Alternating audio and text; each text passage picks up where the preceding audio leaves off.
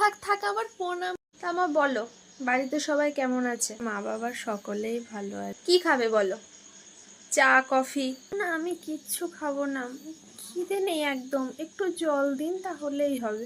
মা এরকম আস্তে আস্তেই কথা বল। আসলে আমি এরকম আস্তে আস্তেই কথা বলি, অনেক দিনের তো সম্পর্ক হলো, এবার তো আমার ঘরের বউ হয়ে আসতে হবে, তাই না?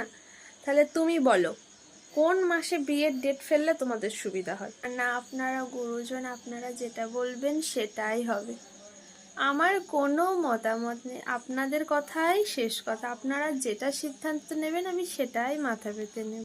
দেখে শেখ, গুরুজনদেরকে কিভাবে সম্মান দিতে হয় শেখ, দেখেছিস বড়দেরকে কত সম্মান দেয়। লক্ষ্মী মা কাজ আমার। করে করে কাজ করে করে সারাটা জীবন গেল, সারা জীবন গেল কাজ করে করে। কি কোথায় কোনো জায়গায় যাওয়াটা হবে না। আমার জীবনটা যেভাবে নষ্ট হয়েছে তোমাদেরকে আমি আলাদা করতে দেবো, তোমাদেরকে সুখ করতে দেবো? কোনো কিচ্ছু হবে না, পরিষ্কার ভাবে জানিয়ে দিলাম। আর এই সংসারে আমার কথাই শেষ কথা, আমি যেটা বলবো আমার কথায় উঠবে, আমার কথাই বসবে, পরিষ্কার ভাবে জানিয়ে দিলাম।